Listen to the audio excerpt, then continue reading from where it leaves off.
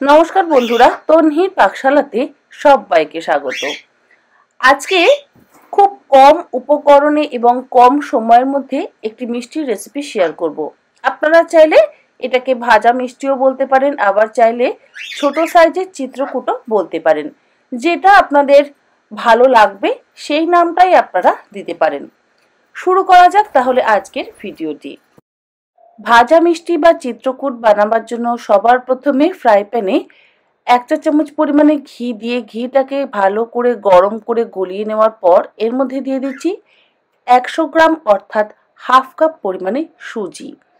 গ্যাসের ফ্লেম লোতে রেখে সুজিটাকে লো ফ্লেমে 3 মিনিট ভালো করে ভেজে নিতে হবে। সুজি কখনোই হাই ফ্লেমে ভাজবেন না। হাই ফ্লেমে যদি ভাজা হয় তাহলে সুজির সাদা ভাবটা নষ্ট হয়ে যায়। 3 মিনিট লো ফ্লেমে ভেজে নেওয়ার পর এর মধ্যে দিচ্ছি হাফ কাপ পরিমাণে দুধ আর হাফ কাপ পরিমাণে জল। যে কাপ মেপে সুজিটা নিয়েছিলাম সেই কাপ মেপেই জল আর দুধ ব্যবহার করছি। যতটা পরিমাণে সুজি ব্যবহার করবেন তার ডাবল পরিমাণে জল আর দুধ ব্যবহার করবেন। লো ফ্লেমে সুজিটাকে দিয়ে ভালো করে মিশিয়ে নেব। যদি আপনারা দুধ দিতে না চান সেক্ষেত্রে জলও ব্যবহার করতে পারেন, শুধু জল দিয়েও করতে পারেন, তবে অবশ্যই দুধ দিলে স্বাদটা ভালো হবে। গ্যাসের ফ্লেম লোতে রেখে সুজিটাকে ভালো করে সেদ্ধ করে নিতে হবে। তবে সুজি সেদ্ধ হতে খুব একটা সময় লাগে না, খুব তাড়াতাড়ি জল অ্যাবজর্ব করে নেয়। যখন এইরকম নরম অবস্থাতেই থাকবে ক্রমাগত সুজিটাকে কিন্তু নাড়তে হবে। নাড়তে নাড়তে দেখবেন সুজিটা বেশ শুকনো হয়ে আসছে, আর শুকনো হয়ে যাওয়ার পর গ্যাসের ফ্লেমটাকে বন্ধ করে দিয়ে ঢাকা দিয়ে মিনিট 3 রেখে দিতে হবে।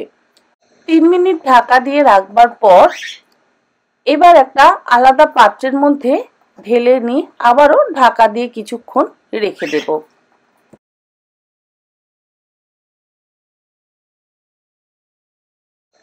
এইভাবে ঢাকা দিয়ে যদি রাখা হয় তাহলে সুজিটা বেশ নরম হয়ে যায় আর মিষ্টিগুলো খুবই ভালো হয়। অন্য একটা কড়াইতে 1 কাপ পরিমাণে চিনি আর 1 কাপ পরিমাণে জল দিয়ে গ্যাসের ফ্লেমটাকে হাইতে করে নিয়ে চিনির শিরা বা চাশনিটাকে তৈরি করে নিতে হবে। চটচটে একটা চাশনি বা শিরা তৈরি করতে হবে। 1 তার বা 2 তারের চিনির শিরা তৈরি করবার প্রয়োজন নেই। 1/4 চা চামচ পরিমাণে ছোট এলাচের গুঁড়ো দিয়ে দিলাম আর দিয়ে দিলাম 1 পিঞ্চ কেশর বা জাফরান। কেশর বা জাফরান দিলে সুন্দর একটা রং হয় আর তার সাথে সুন্দর একটা ফ্লেভারও আসে। চিনিটা মেল্ট হওয়া পর্যন্ত অপেক্ষা করব। চিনি মেল্ট হয়ে গেছে, গ্যাসের ফ্লেম বন্ধ করে দিয়েছি। তবে এর মধ্যে দিয়ে দিচ্ছি 2 ড্রপ পাতিলেবুর রস। পাতিলেবুর রস দিলে সুগার সিরাপ বা চিনির রস কখনোই জমাট বেঁধে যায় না। অপরদিকে সুজির মন্ডটাও আমাদের সেট হয়ে গেছে। এবারে সুজির মন্ডর মধ্যে দিয়ে দিচ্ছি 1/4 চা চামচ পরিমাণে ছোট এলাচের গুঁড়ো, 1 টেবিল চামচ পরিমাণে ময়দা, 1 pinch baking powder. Baking powder কখনোই বেশি ব্যবহার করবেন না। 2 টেবিল চামচ পরিমাণে গুঁড়ো দুধ। বেকিং পাউডার যদি বেশি ব্যবহার করা হয় তাহলে মিষ্টি যখন আপনারা তেলে দিয়ে ভাজবেন সেটা ভেঙে যাবে, পারফেক্ট মিষ্টি কিন্তু তৈরি করতে পারবেন না। এবারে সমস্ত উপকরণ একসাথে ভালো করে মেখে নেব। যদি কোনো মিষ্টি বানাতে গেলে বেকিং পাউডারের ব্যবহার করেন, খুব সামান্য পরিমাণে বেকিং পাউডার ব্যবহার করবেন। বেকিং পাউডারের পরিমাণ যদি বেশি হয়ে যায় তাহলে মিষ্টি নষ্ট হয়ে যাবে। সুজির মন্ডটা আমার তৈরি হয়ে গেছে। একটু হাতে যেহেতু লেগে লেগে যাচ্ছে, সবশেষে সামান্য পরিমাণে একটু ঘি নিয়ে ঘিটাকে দিয়ে আবারও একবার ভালো করে মেখে একটা শক্ত ডো তৈরি করে নেব। খুব বেশি নরম ডো তৈরি করবেন না, যদি ডো খুব বেশি নরম হয়ে যায় তাহলে ভাজতে সমস্যা হবে। সুজির ডো বা মন্ডটা ভালো করে ঠেসে মেখে নেওয়া হয়ে গেছে। এবার একটা কাঠের চপিং বোর্ডের ওপরে আমি এই মন্ডটাকে নিয়ে নিচ্ছি। তারপরে স্কোয়ার শেপ দিয়ে নেব। এমন নয় যে কাঠের চপিং বোর্ডই ব্যবহার করতে হবে। যদি আপনাদের কাছে কাঠের বারকোশ বা কাঠের চপিং বোর্ড থাকে তাহলে খুব ভালো হয়, আর যদি না থাকে তাহলে যে কোনো থালাতেই আপনারা করতে পারেন। আমি সুজির এই মণ্ডটাকে হাত দিয়ে চেপে চেপে একটা স্কোয়ার শেপ দিয়ে নিচ্ছি।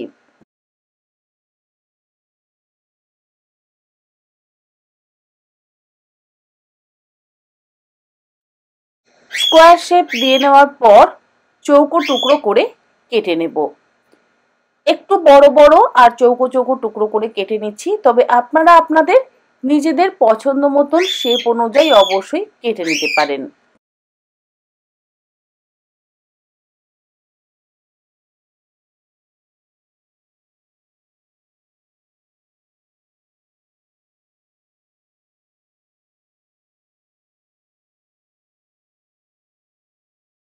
দেখুন একদম পারফেক্ট চৌকো শেপ আমি কেটে নিয়েছি, আর হাত দিয়ে একটু চেপে চেপে নিচ্ছি যাতে মিষ্টিগুলো দেখতে সুন্দর হয়। মিষ্টিগুলোকে ভাজবার জন্য একটা ফ্রাই প্যানের মধ্যে দিয়ে দিচ্ছি বেশ কিছুটা পরিমাণে সাদা তেল। তেলটাকে অবশ্যই ভালো করে গরম হতে দেব। তেল ভালো মতন গরম হয়ে যাওয়ার পর এবার মিষ্টিগুলোকে তেলের মধ্যে দিয়ে ভেজে নেব। গ্যাসের ফ্লেমটাকে মিডিয়ামে রেখেছি।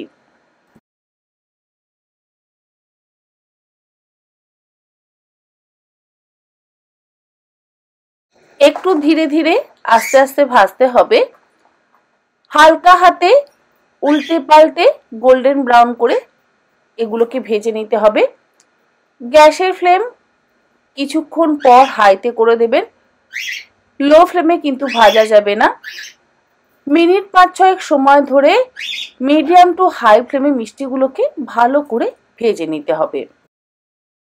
বেশ লাল করে মিষ্টিগুলোকে ভেজে নেওয়া হয়ে যাওয়ার পর তেল থেকে তুলে নিয়ে আমি গরম চিনির রস বা চিনির চাশনির মধ্যে দিয়ে দিচ্ছি। যখন আপনারা চিনির রস বা চাশনির মধ্যে দেবেন তখন চিনির রসটা যেন গরম থাকে, আর মিষ্টিগুলোকে ভাজার পর রেখে দেওয়ার প্রয়োজন নেই। ডিরেক্ট এই গরম রসের মধ্যে দিয়ে ভালো করে ফুটিয়ে নিতে হবে। গ্যাসের ফ্লেমটাকে অবশ্যই লোতে রাখবেন, হাই ফ্লেমে রাখবেন না, তাহলে চিনির রস বা চাশনিটা ঘন হয়ে যাবে। এই একই রকম ভাবে বাকি মিষ্টিগুলোকেও আমি ভেজে নেব। আর দ্বিতীয়বার যখন আপনারা মিষ্টিগুলোকে ভাজবেন, তেলটা যেহেতু খুব গরম থাকে, গ্যাসের ফ্লেমটাকে বন্ধ করে নিয়ে তেলটাকে একটু ঠান্ডা করে নেওয়ার পরই মিষ্টিগুলোকে তেলে ছাড়বেন। তা না হলে মিষ্টিগুলো ছেড়ে যাওয়ার সম্ভাবনা থাকতে পারে। সেকেন্ড ব্যাচের মিষ্টিগুলোও আমার ভেজে নেওয়া হয়ে গেছে। এগুলোকেও আমি তেল থেকে তুলে নিয়ে ওই গরম রসের মধ্যে দিয়ে দেব।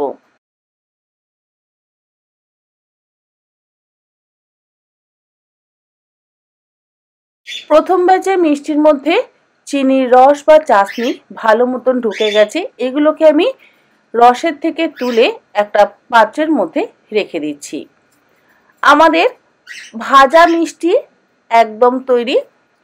এই একই রকম ভাবে বাকি ভাজা মিষ্টিগুলোকেও তৈরি করে নেব। আশা করি আমার আজকের এই সহজ পদ্ধতির ভাজা মিষ্টির রেসিপি আপনাদের ভালো লাগলো।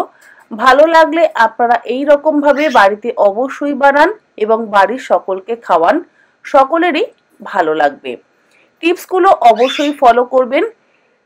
ঠিক মতন যদি টিপসগুলো ফলো না করেন তাহলে মিষ্টি পারফেক্ট হবে না, মিষ্টি ভাজতে গেলে ভেঙে যাবে। আমার চ্যানেলে নতুন বন্ধু হয়ে থাকলে চ্যানেলটা সাবস্ক্রাইব করে নেওয়ার অনুরোধ রইল। পাশে থাকা বেল আইকন অবশ্যই প্রেস করে দেবেন, কারণ আমি চ্যানেলে যখনই কোনো নতুন রেসিপি শেয়ার করব নোটিফিকেশন আপনাদের কাছে পৌঁছে যাবে। একটা মিষ্টি আমি ভেঙে দেখিয়ে দিচ্ছি, দেখুন মিষ্টিগুলো কতটা পারফেক্ট হয়েছে। আজকের মতো এই পর্যন্ত, আবার হাজির হয়ে যাব নতুন কোনো রেসিপি নিয়ে।